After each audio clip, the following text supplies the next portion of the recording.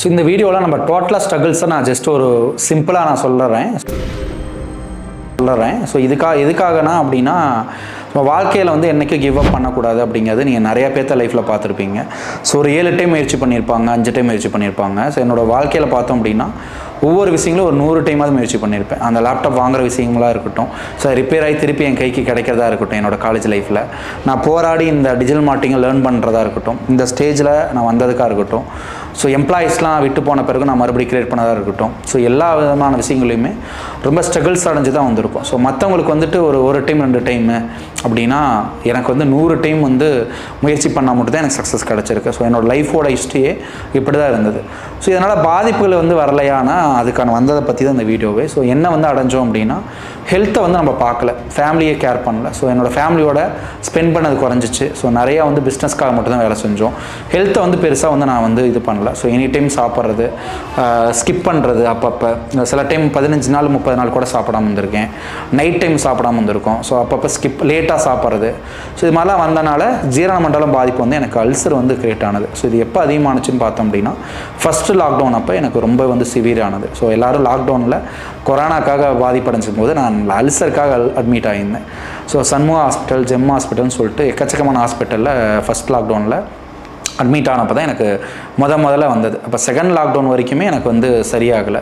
So ரொம்ப சிவியராக தான் இருந்தது. அப்போ நிறைய லோன்ஸ்லாம் இருந்தப்போ அந்த இஎம்ஐலாம் பே பண்ண முடியாமல் ரொம்ப ஸ்ட்ரகிளாக தான் இருந்தது. அப்போ எம்ப்ளாயிஸும் ஒர்க் ஃப்ரம் ஹோமில் இருந்தாங்க. அவங்களாம் வேறு ஜாப் போகலாம் கூட சர்ச் பண்ண ஆரம்பித்தாங்க. ஸோ அப்போ தான் வந்து கொரோனா வந்து ஒரு பீக்கில் இருந்தனால செகண்ட் லாக்டவுனில் கொரோனாவும் சேர்ந்து வந்துருச்சு. ஸோ அல்சரோடு சேர்ந்து கொரோனாவும் இருந்தனால ஸோ இந்த கொரோனாவோடையும் ஒரு போராட்டம், அல்சரோடையும் ஒரு போராட்டம் வந்தனால ஸ்ட்ரெஸ்ஸும் சேர்ந்து வந்துருச்சு. ஸோ செகண்ட் லாக்டவுனுக்கு அப்புறம்லாம் பார்த்தோம் அப்படின்னா பல நாட்கள் வந்து நான் தூங்கவே இல்லை. 1 மாதங்கள் 2 மாதங்கள் இந்த இரவு ஆனாவே ஒரு பயம் வரும். ஏன்னா தூக்கமே எனக்கு வராது. ஏன்னா ஸ்ட்ரெஸ்ஸோட வலிகளும் இருந்தது, அதே மாதிரி அல்சரோட பெயினும் இருந்தது. ஸோ குடலில் வந்து ஒரு பெயின் கிரியேட் ஆனிச்சுன்னா ரொம்ப ஹெவியாக இருக்கும்.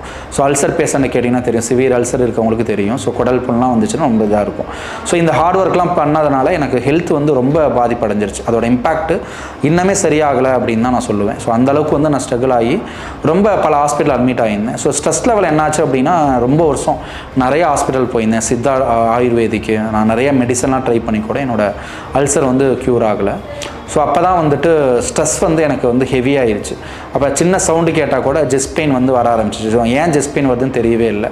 ஸோ அப்போ ஜெம் ஹாஸ்பிட்டல் அட்மிட் ஆனப்போ தான் அவங்க வந்து சைக்காலஜிஸ்ட் வந்து போய் பாருங்கள், சைக்காலஜிஸ்ட் பாருங்கிறப்ப அங்கே போன பிறகு ஸோ அவங்களோட டேப்லெட்ஸ் கொடுத்த பிறகு தான் செஸ்ட் பெயின் வந்து கண்ட்ரோல் ஆனது. ஸோ அப்போ எடுத்த ஸ்ட்ரெஸ் டேப்லெட்ஸை டில் டேட் வரைக்கும் நான் எடுத்துகிட்டு இருக்கேன். ஏன்னா வேறு ஆப்ஷன்ஸ் இல்லை. ஏன்னா அதை கிவ் அப் பண்ணும்போது நம்ம இவ்வளோ வந்து ப்ரெஷரில் ஒர்க் பண்ணும்போது அந்த மறுபடியும் வந்துட்டு அந்த பழைய சிம்டம்ஸ் வந்து ரிகவர் ஆகிறதுனால வேறு ஆப்ஷனே இல்லாதனால அதை விட முடியாத சூழ்நிலை.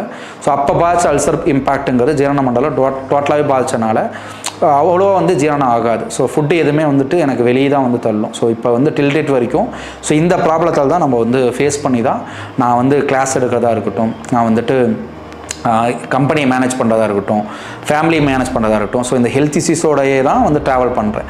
ஸோ அதுவே பழகிருச்சு. ஸோ முன்னையெல்லாம் வலிகள் வந்து ஹாஸ்பிட்டலில் இருக்கும்போது ரொம்ப ஸ்ட்ரகிள் பண்ண நான் இந்த வலிகள் வந்து பெயின் வந்து பழகினால இதோடையே ட்ராவல் ஆக ஆரம்பித்தேன். ஸோ இந்த பெயினோடையே இந்த ஸ்ட்ரெஸ்ஸோடையே ஃபேமிலியும் பார்க்குறோம், கம்பெனியும் பார்க்கணும், ஸ்டூடெண்ட்ஸ்க்கு டீச்சும் பண்ணணும். இப்படி தான் வந்து ட்ராவல் போயிட்டு இருக்குது.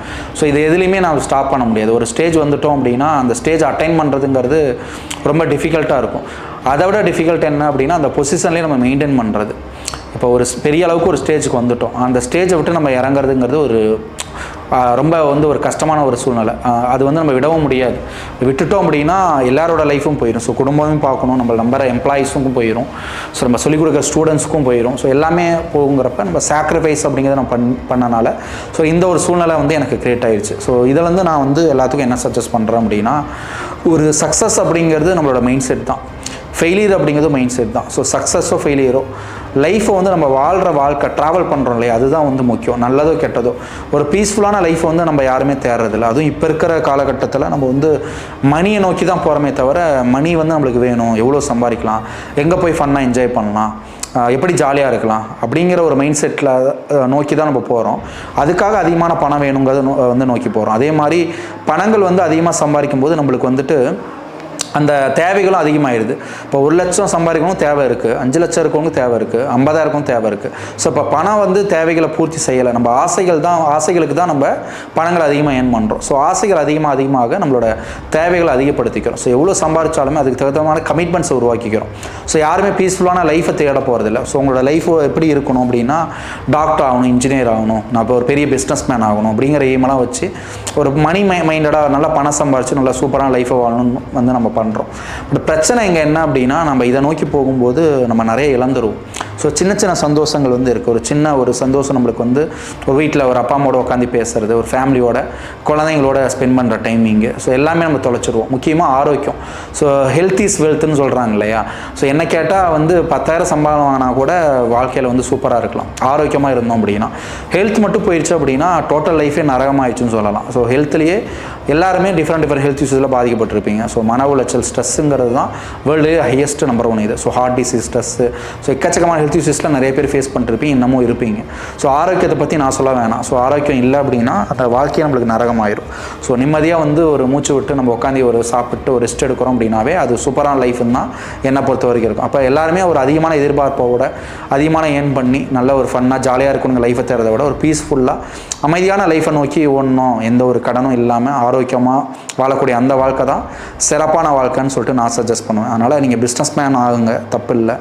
ஜாப் போவாங்க, அதுவும் தப்பு இல்லை. ஃப்ரீலான்சர் ஆகுங்க. ஸோ உங்கள் லைஃப்பில் உங்களுக்குன்னு ஒரு கெரியருக்கான ஒரு ஆசை இருக்கும், அதை வந்து அடைங்க, அதில் தப்பு கிடையாது. ஆனால் அதை வந்து சரியான வேலை கொண்டு போங்க. ரொம்ப ஹார்ட் ஒர்க் போட்டு ரொம்ப ஸ்ட்ரகிள் பண்ணி அதை அடையணுங்கிறது ஒரு மனநோயாக தான் க்ரியேட் ஆகுங்கிறது நம்ம நீயானா கோபிநாத் வந்து இந்த புக்கையும் வாங்கி படிக்காதுங்கிற புக்கில் அழகாக சொல்லியிருப்பார். ஸோ அடமெண்ட்டாக இருக்கிறது, ஒரு விஷயம் வேணும் அப்படின்னா ரொம்ப அடமெண்ட்டாலாம் இருக்கணும்னு அவசியமே கிடையாது. அதை ஃப்ரீயாக விட்டுடணும். நம்ம முயற்சி பண்ணி என்ன வருதோ அதை செஞ்சிடணும். எக்ஸாமுக்கு ஃபஸ்ட் ரேங்க் வேணும், ஸ்டேட் ஃபர்ஸ்ட் வாங்கணும், டிஸ்ட்ரிக்ட் ஃபர்ஸ்ட் வாங்கணும்னு சொல்லிட்டு அப்படியே லைஃப்பை வந்து ரொம்ப போகணுங்கிற அவசியம் இல்லை. நம்மளுக்கு என்ன வருது, நம்மளால் என்ன முடியும், ஸோ நம்மளுக்கு என்ன திறமைகள் இருக்குது, நம்மளால் எந்த அளவுக்கு பண்ண முடியுமோ அதை மட்டும் வச்சுட்டு பண்ணிட்டு போகிறத விட்டுட்டு ரொம்ப ஸ்ட்ரகிள் பண்ணி ஹார்ட் ஒர்க் பண்ணி அதை அச்சீவ் பண்ணி நம்ம என்ன சாதிப்போம் அப்படிங்கிறது ஒரு கொஸ்டின் மார்க்காக இருக்குது. இப்போ லைஃப்பில் கடைசி ஸ்டேஜில் பார்க்கும்போது இது ஒன்றுமே இல்லைடா அப்படிங்கிற மாதிரி தோணும். ஸோ பெரிய ஆள் சின்ன ஆள்லாம் எதுவுமே கிடையாது.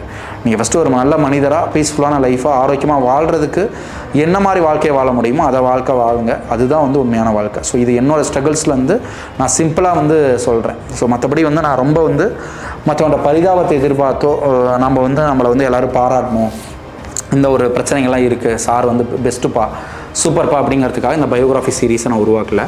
ஸோ கன்க்ளூஷன் என்ன அப்படின்னா, ஒவ்வொரு வாழ்க்கையிலேருந்து நம்ம ஒவ்வொரு விஷயம் கற்றுக்குறோம். ஸோ வந்து நம்ம காந்திஜியோட லைஃப்பில் தான் நம்ம எடுக்கணும், விவேகானந்தர் லைஃப்பில் தான் நம்ம கோட் எடுத்துக்கணும், ஹிட்லரோட இதுலேருந்து ஒன்று கற்றுக்கணும் அப்படிங்கிற பெரிய ஆள்லேயே போய் நம்ம பழகிட்டோம்.